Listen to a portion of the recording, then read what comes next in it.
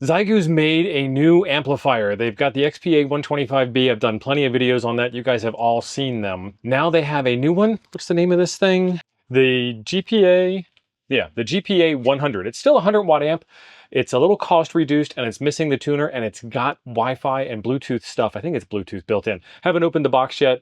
What's the cool part about this? Why am I sharing this with you guys? What we have achieved through all of this YouTube stuff and publishing all these videos and doing all this work is we've got vendor relationships going on now. And vendors are asking, specifically the Chinese vendors, and the Japanese vendors are not asking. The Chinese vendors are, and the Japanese vendors don't even want to hear that you have an opinion. The Chinese vendors are making products that they think are innovative, that are bringing new things to the market, and they're asking for our feedback and they're asking us to check them out and to make sure that things are good before they go out. The networking aspect of it is worth more than any kind of money that there is. I'm going to show them my thoughts on this product. I'm going to share it with you guys. I'm going to get your thoughts on this product. I've already talked about it in the members only room on the Discord. If you're not there, then message me and we'll get you into the members only room. That should all be automatic, but we're past peak humanity and modern software is mostly gore at this point.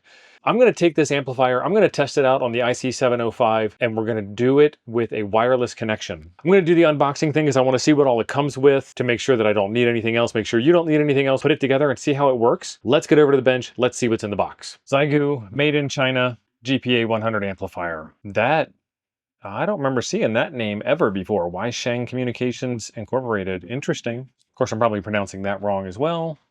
So no expense spared on the manual. Let me get the box out of the way so this works.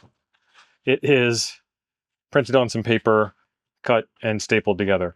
This is the same way the XPA125B amplifier came out. Connect your power supply, 2 accessory ports, ALC band and key, and then RF in and out, different band control on the front, info, bypass, Bluetooth, ATT attenuator. Press it to turn on the power attenuator. Okay, why would we have a power attenuator in an amplifier? Key interface, input the other definition of key, I was thinking CW key. Input low level to enter the transmitting state, input high level to enter the receiving state. It's to key the amplifier to turn it on. Band interface. This is a pretty standard thing to help it automatically switch bands. Bluetooth antenna cover. The Bluetooth antenna is inside. So that's the same thing they did on the X6100. They put it's a metal box with a sticker cover on top of it. That did not work so well on the 6100, so we'll see. But it's going to be right next to the radio. ALC interface, external ALC input port for automatic level control. It's got a 6-pin port and an 8-pin port. So this would be for your Xiegu radios. Different display, basic operation. We don't need any of that, we'll skip that. Okay, so the 6-pin is for the X6100, the X6200, and the L4001 cable, which I do have all of that. This video isn't about that. When ordering the GPA100, the L4001 cable will be given as a gift. So that should be in the box. Connection between the 6200, like I thought. And then there we go with the G90 series. So the G90 uses the 8-pin, so 8-pin to 8-pin, that works. And the 705 and the GPA100 using the Bluetooth function of the GPA100 to achieve wireless band switching. Wireless band switching, okay. So do we still need the send ALC connection? After the 705 is connected to the ACC1, interface, using the L4001 cable, nice, the output power can be expanded to 100 watts. So I'll still need that cable. 160 meters through 6 meters. Maximum RF power is 100 watts, plus or minus 1 dB, 29.7 megahertz or below, and 80 watts on 6 meters, okay? Spurious emission suppression, 50 dB. I don't have the tools to check that, but they are on their way. 12 volt, 15 volt negative ground, standby 300 milliamps, body size, machine weight 2,600 grams. So if this has a handle, it's portable even though it's heavy. That's what we found out on the XPA125. And then some German. Not a lot of German, but some German. Okay, cool. Our cable assortment. Oh, I see power poles. Xiegu has embraced the love of power poles. So there is the L4001 cable. This will work for the 6100, the 6200, and the 705. And I didn't know it would work for the 705 until just now. This is the 8-pin cable that'll work with the G90. And this is a very beefy, very nice, what is this, 12? 2 by 4 millimeters squared. I'll have to convert 4 millimeter into American wire gauge because anything but metric. So power poles pre-done on one side for you, and then this goes into your power supply. Excellent. And then what we get is the amplifier itself. That looks pretty good. Looks kind of a little more old school than the XPA125 does. So there are our ports, antenna port, RF port. These are RCA jacks. From the look in the manual, those look like they were 3.5mm, but they're RCA, and then power poles for power. And there's the sticker for the Bluetooth, the recess for the Bluetooth. Cool. So this is not supposed to have a tuner in it, but it is about the same size. And like I said, it's a prototype. So there's going to be some high temperature there, 5 watts input max. All right, let's get this thing ready to be cabled up. So for Icom 705 work, you need this L4001 cable. It goes into the 6-pin port on the back of the amp. And then we need our power pole cables. I'm not going to mess with this cable. I'm going to get one of the ones I've already got made up. And I'm going to save the G90 cable for a future G90 video. Now, here is the Icom 705, and on the side of the 705, you've got your port covers here, and we need to go into the very top port, which is the send ALC port. Okay, we've got everything connected in from an RF perspective. Let's try this amplifier for the first time, and we'll set the Icom 705 at 100%, which is going to be a little more than 10 watts. I need to check my SWR because this doesn't have a built-in tuner, and I haven't done the Bluetooth thing yet. And that should be in bypass mode. Okay, so we're getting about 10 watts out, and we are at 2-to-1 SWR, so I got to fix the SWR. And under the category of ham radio is never easy, I've had to add a automatic tuner to the mix. So more coax and stuff. So you guys know when you add more coax and you add more connections and insertion loss and all that jazz. And while we're at it, let's do FT8 too. Tuner, power meter, radio, amplifier. Not necessarily connected in that order. Let's get out of here. Let's go to scope because why not? And let's do tune. And I'm on battery power here. We're putting out 4 watts, 1.54 SWR. Let's hit the tune button. All right, 4 watts. So this is reading a higher SWR than the meter's reading, and the LDG tuner has a built-in limit where it won't tune below, without yanking out the manual, I'm not 100% sure, but I want to say it finds a match at 1.5 to 1 and it's happy. And we're at 1.5 something to 1. The test at hand here is to see if the Bluetooth works, so let's get the Bluetooth connected. All right, we've got the L4001 cable connected in the back. Click the Bluetooth button on the front panel. Done. In IC-705, we got to do Bluetooth stuff. So set, and let's find Bluetooth in here. Bluetooth set, Bluetooth on, pairing connect, device search. Search data device. Searching. We're still blinking over here, and we're looking for XG GPA100. There it is. If I cancel, is it going to disappear? No, it's still there. Okay, so we try to connect.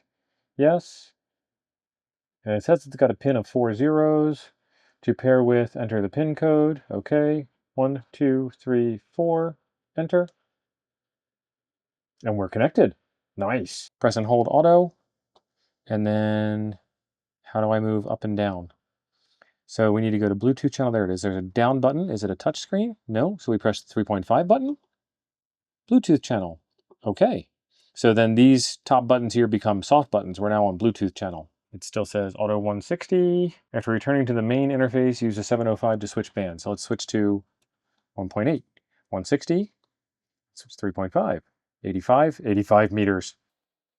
64 meters, 34 meters, 34 meters, 17, 15 meters, 17, 15 still, 24, 12, 10 meters, 28, 12, 10 meters. And maybe you can mess with 11 in there, but I didn't say that. 6 meters. So it switched all the bands properly. It's not no transmit, nice. No transmit on 2 meters, no transmit on 70 centimeters. Let's do frequency input, 27,605,00, enter. Yep, so it automatically thinks that 27 meters is 11 meters. 27 megahertz is 11 meters. Let's go back to 1.8. Software automatically switched over to 160. Well, it recognized 160. Let's do 160 for real. Okay, and then I've got a tune. I got to do a tuning cycle. Tune.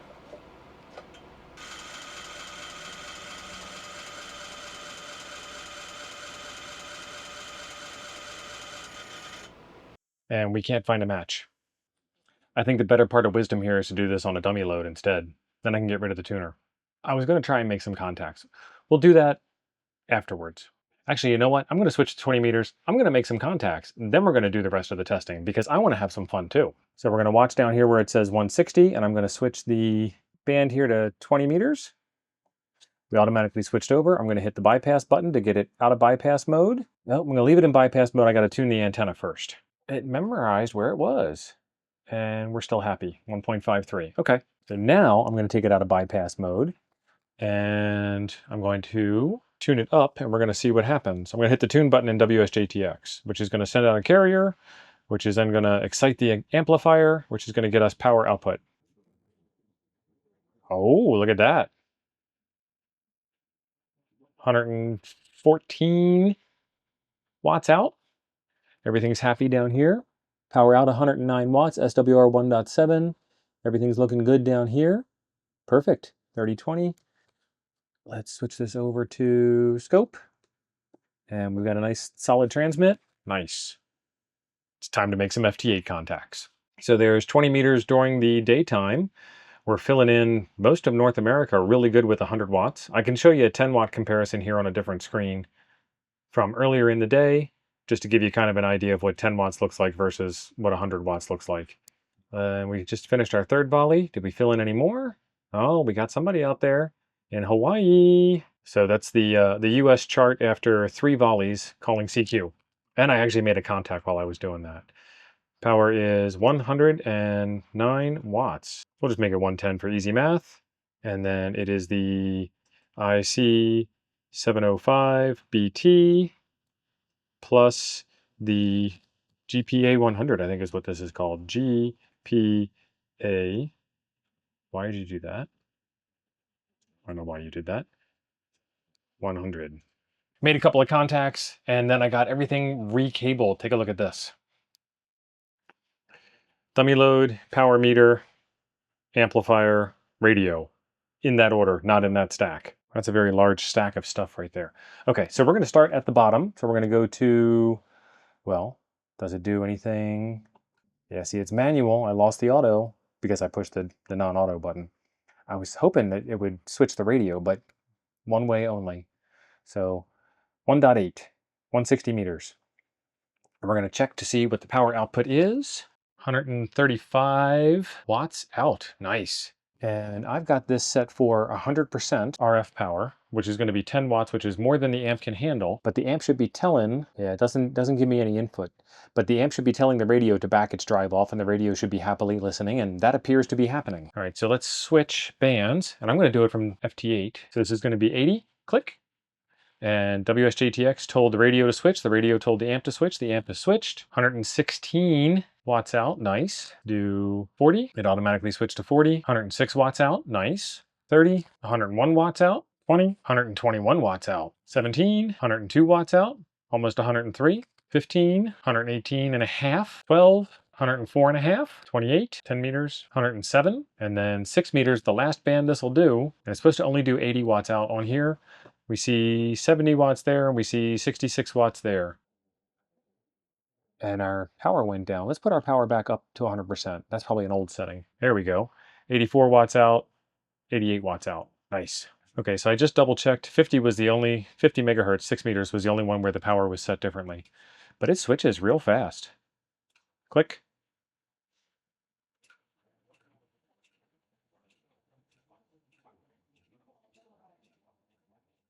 Nice. So there you have it, the tech out of the GPA100. Radioddity sent this to me. They wanted me to verify that it worked with the 705 so that they could be confident in selling it as working with the 705. I am pretty confident that it works with the 705, as I was just able to show you guys WSJT-X cat controlling the 705, telling it what to do, the 705 then telling the amp what to do, and the amp doing its amplifier thing, putting out extra power like it's supposed to. All of that worked out fantastically, up and down directions. What didn't work, and it wasn't supposed to work, it wasn't designed to work, was changing the frequency on the amp and going backwards to WSJT-X. Changing the frequency on the radio changed WSJT-X. Changing the frequency on the radio changed WSJT-X, and then it also changed the frequency on the amp. So everything works the way it's supposed to work. Everything was fairly easy. The 705 does have band data coming out on the ALC port, to the best of my understanding, because I have a kit in hand that I haven't played with yet that I need to build that's supposed to understand that band data, that band voltage data. I don't know that the L4001 cable does it. Well, no, it does do it because it does it on the 6100 and the 6200. So I don't know why they went with Bluetooth, but you know, hey, innovation, you know, why not? What are we going to do next with this thing? I don't know that wireless is important, but it's fun. So, I mean, it's a wireless hobby, right? Members got to see this video a couple of months ago when I wasn't even in Arizona yet. Radioddity sent this thing to me to verify that it worked with the 705 and make sure that all the Bluetooth features did all the things that the Bluetooth features should do. And I got to test it out, and I got some feedback back to them, and you guys as members got to see a sneak peek of all of that stuff. If you'd like to be a member, there is a link right below the video. It says join, and you can do that, or you can do it over on Patreon, and there's a link down in the description for that as well. That was a lot of fun, and they have added Bluetooth, they have removed the tuner, they have lowered the cost down, they've changed the look a little bit. I think they even took the handle off the side of it. So what do you think? Is this a big win, or is this not a big win? I like it because it saves some money and gets you 100 watts out of a QRP radio, and I'm going to be hooking it up to a couple of different QRP radios in future videos. So if you have one, a QRP radio, that you would like to see tested with this amplifier, let me know in the comments down below, and I will get a test out for you if I have the radio itself. With this thing not having a tuner, you're going to need a tuner. So besides having links in the description down below for the amplifier and the station and everything that I used in the video today, I will also have a link for a good affordable auto tuner that you can use. In case you want to see how that tuner works out, I got a video for you right here demonstrating how it works. Thanks for being awesome. I'll see you over there.